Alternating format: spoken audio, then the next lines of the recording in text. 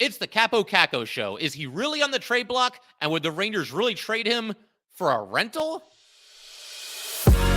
You're Locked on the New York Rangers, your daily podcast on the New York Rangers. Part of the Locked On Podcast Network, your team every day.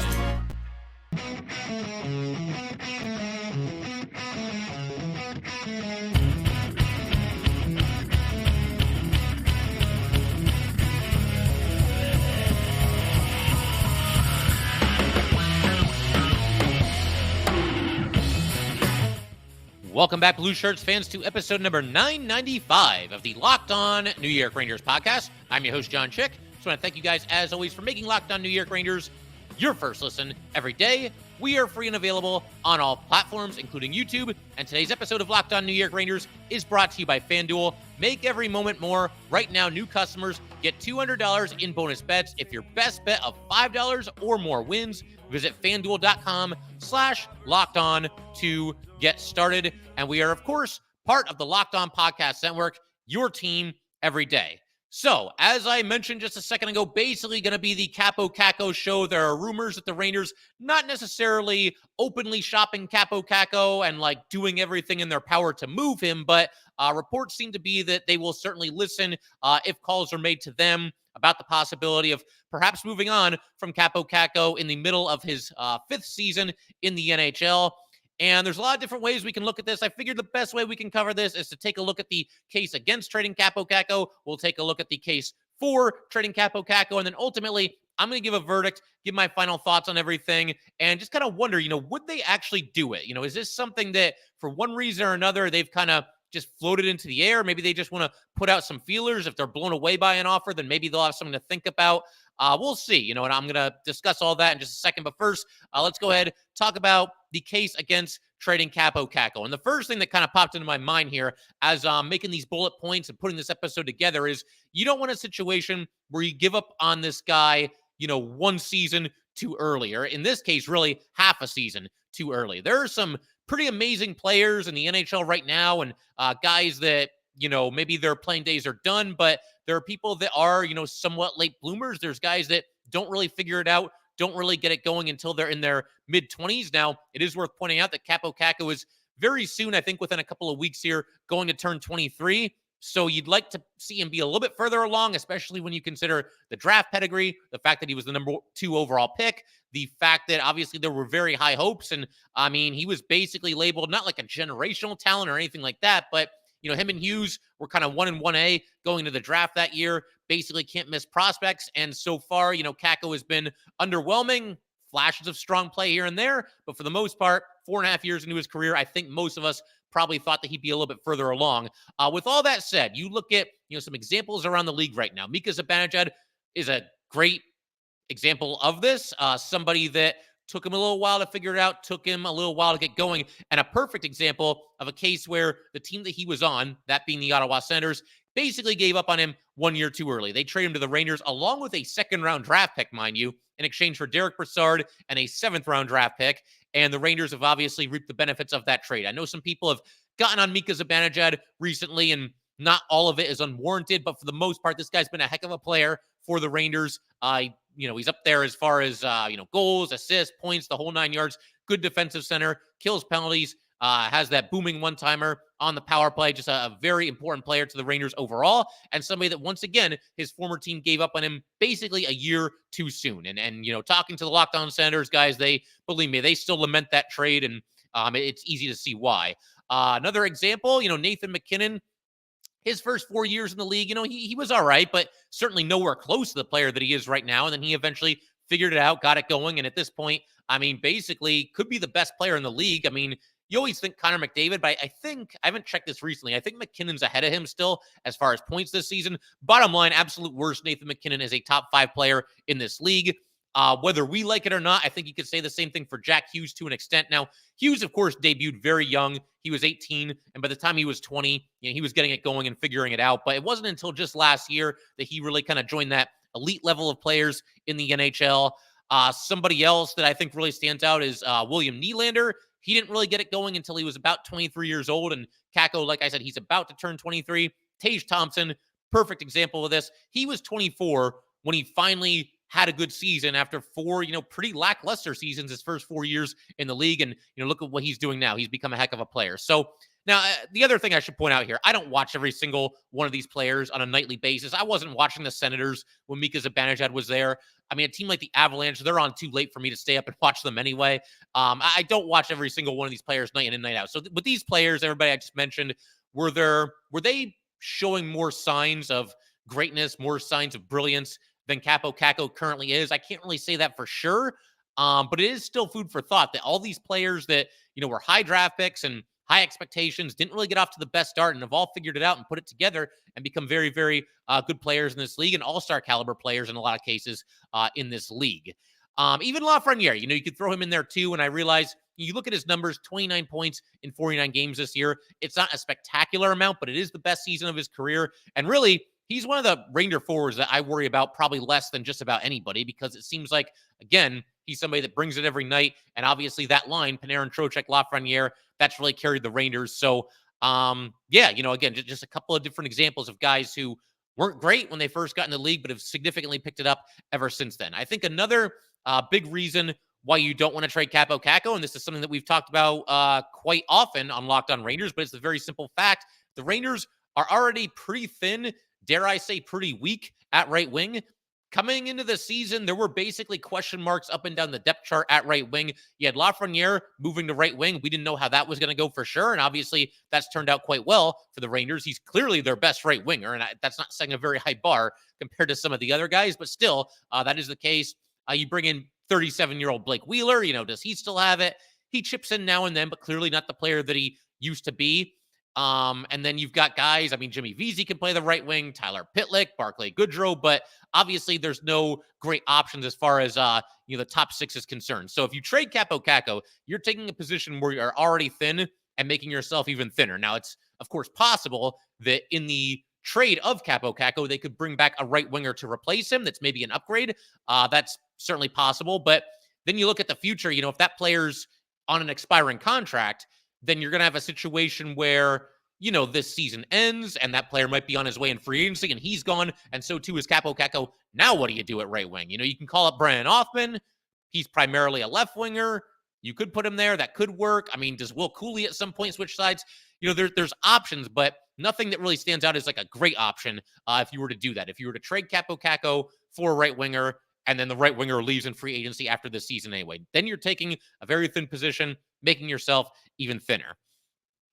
This one's pretty self-explanatory, but I think another reason why you wouldn't want to trade Kaapo Kakko right now, it's a classic buy low situation, and that's generally, or sell low rather, a sell low situation. Buy low you do want to do, sell low you do not want to do. But, it's just generally not a good way to go to trade somebody when their value is basically at their lowest point. A couple of years ago, obviously there were those rumors that the Rangers were looking to trade for Jack Eichel, and part of the reason, not the full reason, but I think part of the reason why it never really gained any steam, it never really felt like it was all that close to happening, is because the Rangers were hesitant to include Kaapo Kakko in the deal. Now, I'm not so sure if the Rangers had included Kakko, would the Sabres have pulled the trigger and said, yes, okay, here, take Jack Eichel, he's all yours. I don't know for sure if that would have happened or not, but think about it. Are you going to go from a couple of years ago being completely unwilling to include Kaapo Kakko in a deal for Jack Eichel and now trade him for a rental? You want to trade him for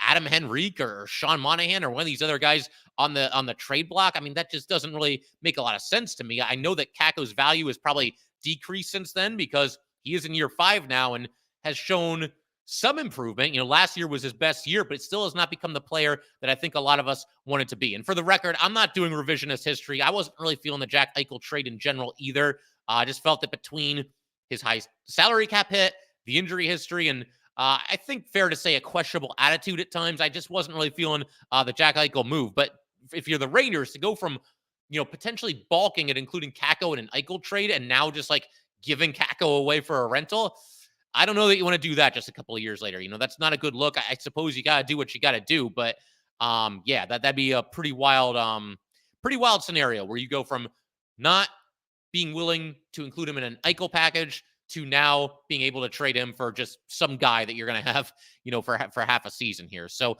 and the other thing I want to mention here too, as far as reasons not to trade Kakko, There are other assets that you should be able to trade and land a decent player. I mean, you could trade draft picks. We just had Vince Mercogliano on the show in our last episode. And thank you again to Vince for joining the podcast here.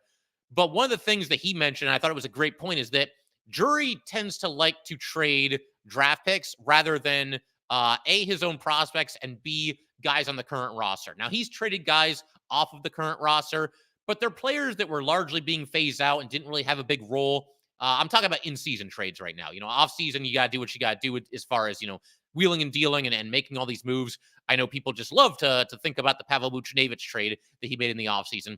But as far as in-season, I mean, which players has Drury traded away? He's traded away Sammy Blais, Ryan Reeves, Vitaly Kravtsov, Julien Gauthier. These are not players that were like lighting the world on fire for the Rangers, and they're not players that had, necessarily big roles for the Rangers. And after trading all those guys, I don't think they've really regretted any of those moves.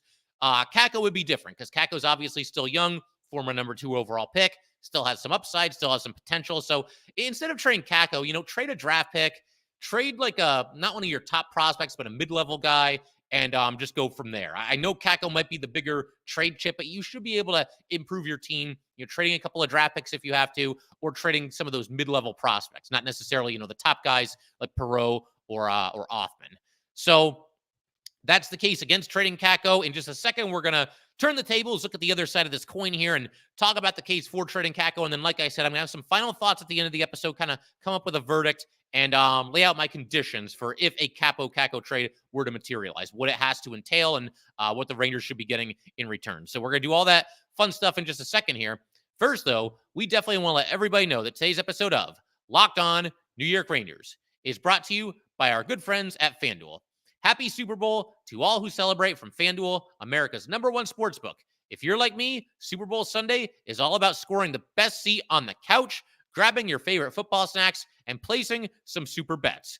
FanDuel has so many ways for you to end the season with a W or 2 or 3. Not only can you bet on who will win Super Bowl 58, but FanDuel also has bets for which players will score a touchdown, how many points will be scored, and so much more. New customers, join today, and you'll get $200 in bonus bets if your first bet of $5 or more wins. Just visit FanDuel.com/LockedOn to sign up. That's FanDuel.com/LockedOn. Make every moment more with FanDuel, an official sportsbook partner of the NFL.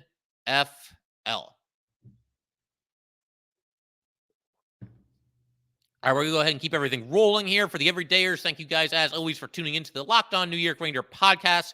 Definitely stick around. We got one more episode this week. We're going to be taking a look at some more, unless some crazy news breaks, we're going to be taking a look at some more New York Ranger trade targets. Obviously, Elias Lindholm is no longer going to be on that list. I'll have some thoughts about his trade and the fact that it seems to set up something of a seller's market, which is something that I predicted a few episodes ago. It just feels like there aren't quite as many, big fish in the pond this year at the trade deadline as there are in other seasons. And man, Calgary got an absolute haul for Elias Lindholm. They may have saved the Rangers from themselves there. But regardless, that's a topic for probably our next episode, again, unless there's some crazy breaking news here. But I want to keep talking about Kaapo Kakko here and look at the other side of this argument, the case for trading Kaapo Kakko.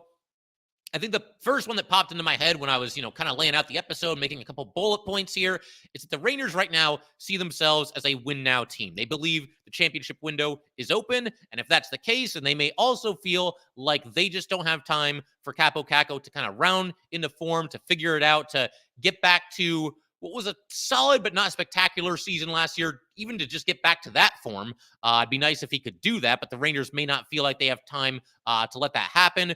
We've seen him get a couple different tries with Mika and Kreider, and yes, those two haven't played great 5v5 either, but Kakko hasn't taken the bull by the horns when he's been on the Ranger top line.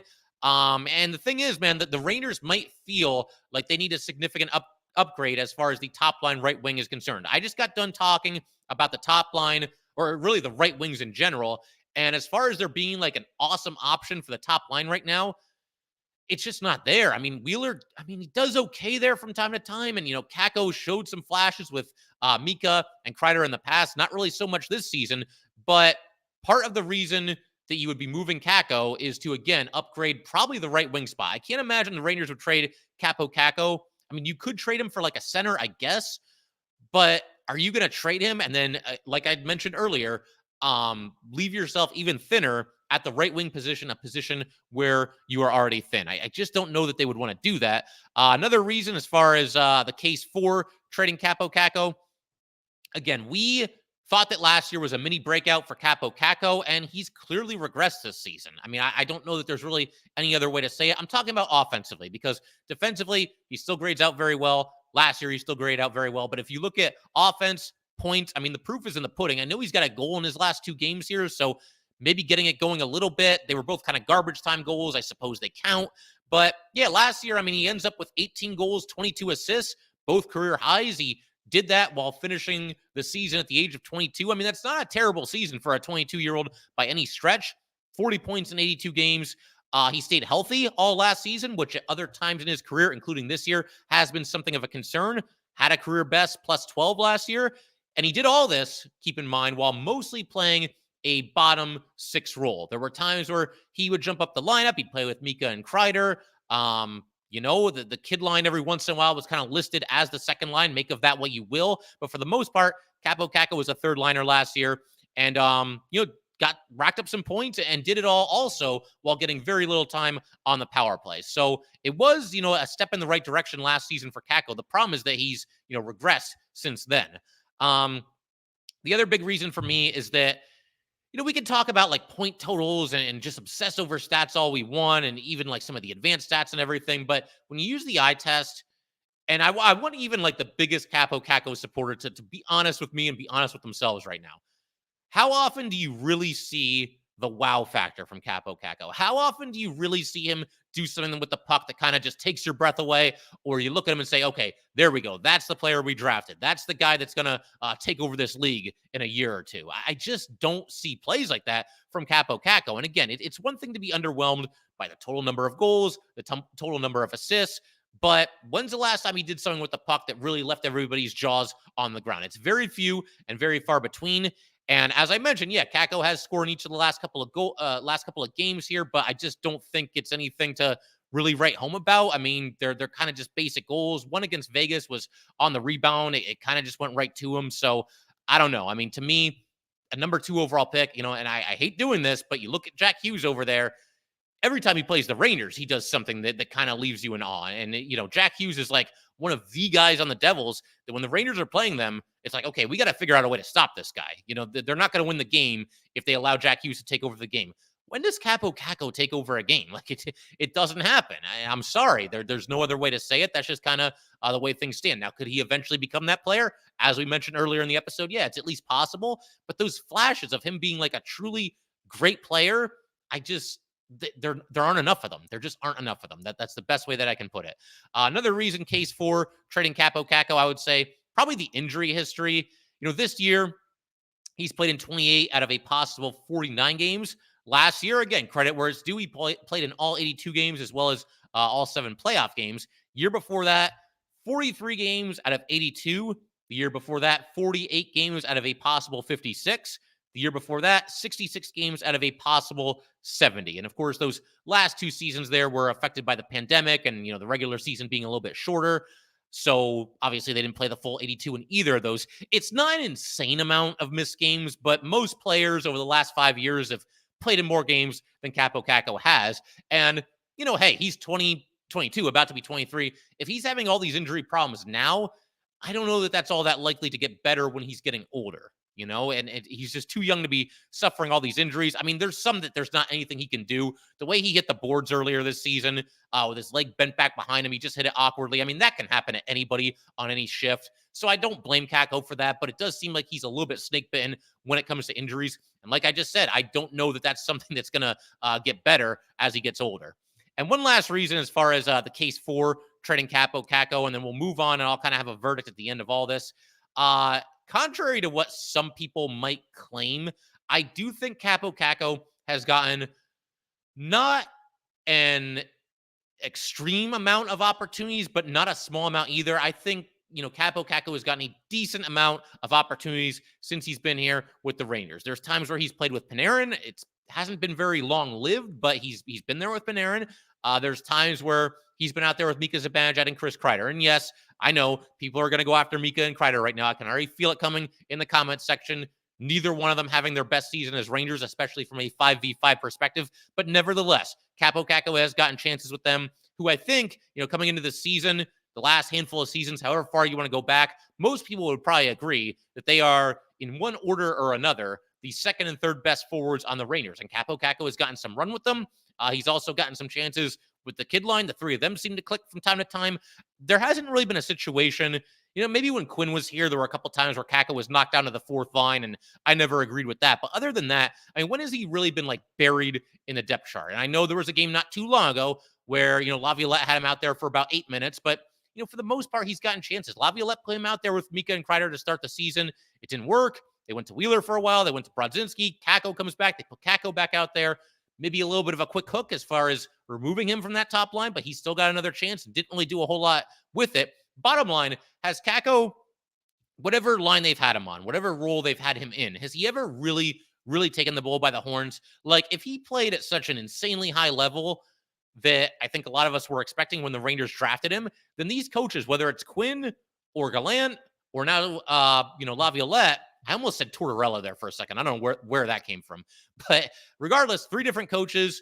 He's had opportunities. And if he really took the bull by the horns and really just hit the ground running on the second line or the top line or whatever it might be, these coaches would have no choice but to leave him there. He would force the issue and basically just play at a level where it's you can't move me, man. I'm staying here. There's nothing you can do about it. I'm your guy here. And he just hasn't ever really done that. And I know he's still young. I get it. But this is year 5 now. It's 3 different coaches. And with 3 different coaches who, as we discussed in a recent episode, very unique, very different from each other, none of these 3 coaches saw fit to leave him in a top 6 role for any long amount of time. Honestly, I think Laviolette probably gave him more leash this year than probably either of the previous 2 coaches ever did. And he still wasn't able to do it. And, the way things are going, if Kakko doesn't get traded, we probably will see him in a top 6 role at some point later in the season. He'll probably get another crack with Mika and Kreider at some point, or maybe they break up the Panarin line at a certain point, and that allows him to go back into the top 6 in one way or another. Hard to say for sure, but again, he's had some opportunities, some decent amount. The amount of opportunities that I think if he was as advertised, he would have taken advantage of one of these opportunities by now. So yeah, that's kind of, there we go. There's your case for trading Kakko. But in just a second, I'm going to have a verdict on this whole thing, some final thoughts, just kind of share where I'm at with this. And I invite all of you to do the same thing in the YouTube comment section or even send me an email. Do whatever you got to do to get in touch. But we'll get to that in a second. First of all, we just need to take a quick break right here. All right, so let's go ahead and keep everything rolling here. I want to have my verdict on Kaapo Kakko and the idea of trading him. I will say I don't dislike this idea as much as I would almost like to dislike this idea, if that makes any sense. You see the rumor popping up on social media, and it's coming from pretty reputable NHL journalists. And again, the general consensus seems to be that the Rangers are not actively shopping him. They're not calling every team in the league and please give us something for Kakko. It's nothing like that, but they are fielding calls. And it is a little surprising when you first do see this, when you log on to social media and see all these rumors. As recently as 2 years ago, or even certainly last year, I would have been strongly opposed to this idea. Kakko looked last year like he was starting to figure out a little bit. He had an 11-game stretch last year where he had 2 goals and 9 assists. I remember I tweeted something out like, oh man, Kaapo Kakko finally becoming the player that the Rangers thought they were drafting. And then he kind of cooled off after that. And obviously this season hasn't gone well for him at all. This can't be something, trading Kakko, this can't be something that the Rangers do just to do it. To me, it comes down to what the return is. You can't just, I mentioned this earlier, but you can't just bring in Kakko for a mid-level rental, somebody that's going to center the third line and produce it like a half point per game kind of a clip and then be on their way in free agency. I also wouldn't even consider trading Kaapo Kakko for a draft pick because, as we mentioned a minute ago, the Rangers are in win-now mode. So, yeah, Kakko is underwhelmed a little bit, but if you just subtract a guy who, again, coming into the season was going to be your top-line right winger, if you just remove him from the roster in exchange for like a second-round pick or even a first-round pick in the future, that doesn't do anything to help you win the Stanley Cup right here and right now. The only exception I would make to this rule that I kind of just laid out here is if the Rangers were working on something bigger, if the Rangers wanted to trade a first-round draft pick to go out and get somebody that maybe we're not thinking of, doesn't really seem to be on the trade block right now, but maybe one of those guys that's kind of a star player, fallen out of place a little bit in his own team, or just needs to change his scenery, whatever the case might be. I don't even know who that would be. I mean, people are throwing out Trevor Zegras as an idea. It's at least possible. And we'll talk about Zegras in greater detail in a future episode, maybe even our next episode. Again, I don't think he's like really on the trade block, but I feel like it wouldn't be impossible for the Rangers or anybody else to get a deal done.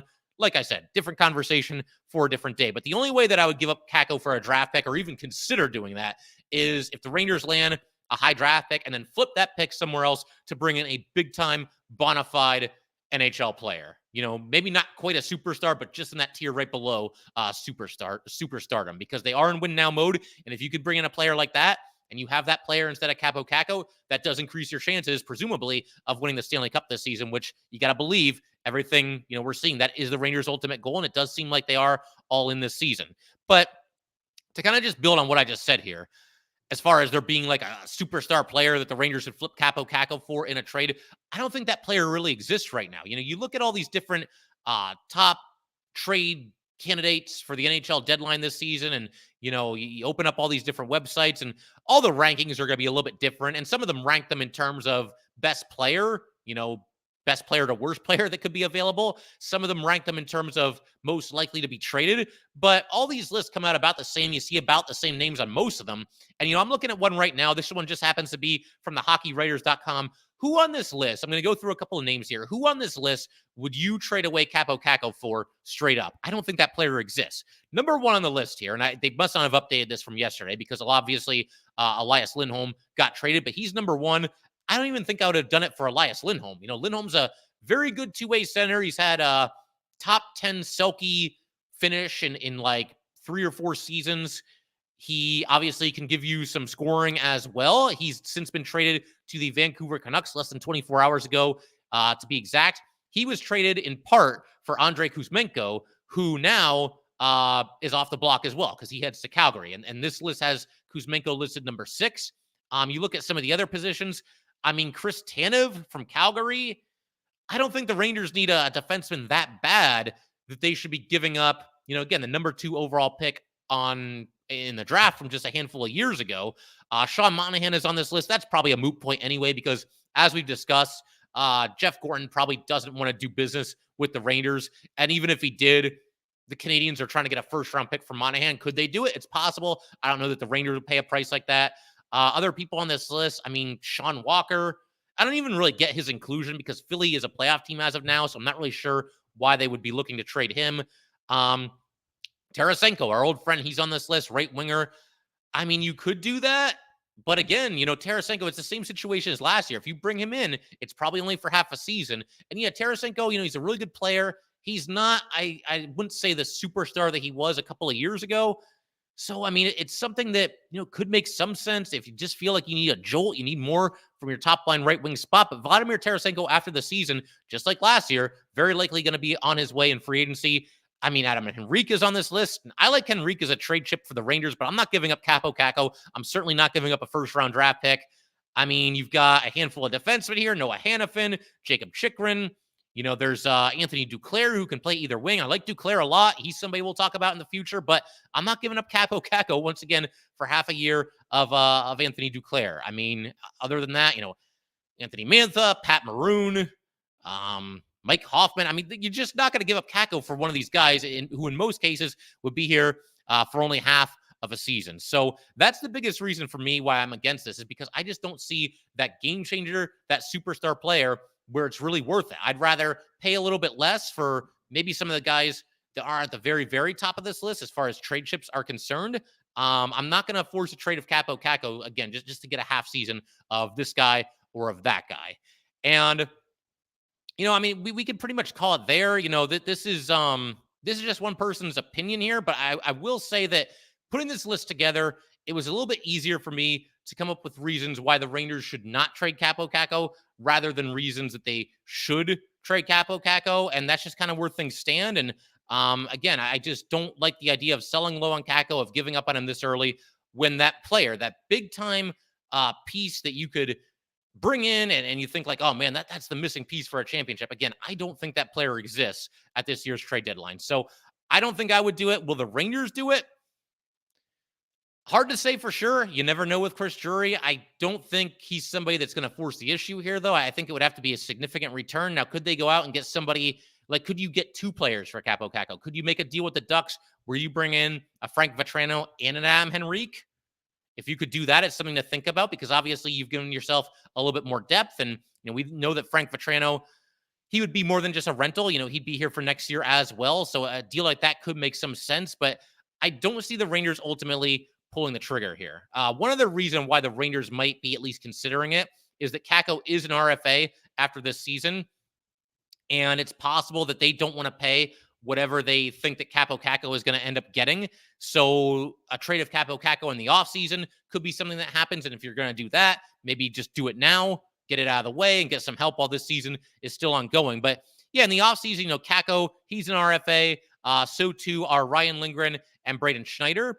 And you got to figure that, at least one of those players could end up getting traded. All of them are going to be in line for a raise. And Kaapo Kakko right now at $2.1 million. It's not an enormous amount of money, but you got to figure that price is going to go up at least a little bit. And one thing that makes this so hard to kind of, forecast, I guess would be a good word, is that it's impossible to know what the salary cap is going to be next season. There's rumors it's going to be going up more next year than it has in recent seasons. But I got to say, it's kind of an aside here. I do feel for these general managers around the league because they're trying to make all these deals and, improve their team's chances of winning it all this year. In some cases, there's teams that are sellers and they're looking to build for the future. But it's got to be tough not knowing exactly how much salary cap space you're going to have next season. When you're trying to set your team up for success in the short term and the long term as well, and all these wheelings and dealings. And you guys know how every dollar counts when it comes to the NHL's very tight salary cap. So yeah, it can't be an easy thing to do to try to maneuver when you don't even know what the salary cap ceiling is going to be. But that's kind of where things stand.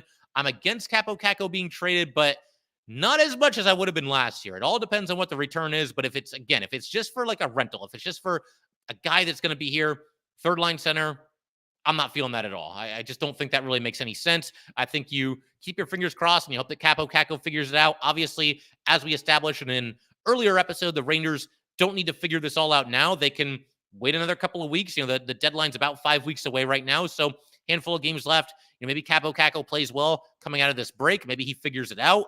If he continues to scuffle, though, on one hand, his trade value would go down if that happens. But on the other hand, at least you kind of feel a little bit better about trading him if you're Drury at that point. I don't know. But it's one of those things where I would proceed with caution if I'm Chris Drury and I'm the New York Rangers. Because I just don't see how it's worth trading him just for, somebody who's only going to be here, like I said, for half a season. But that's kind of where things stand with Kaapo Kakko. Obviously, this is a situation that we will monitor going forward.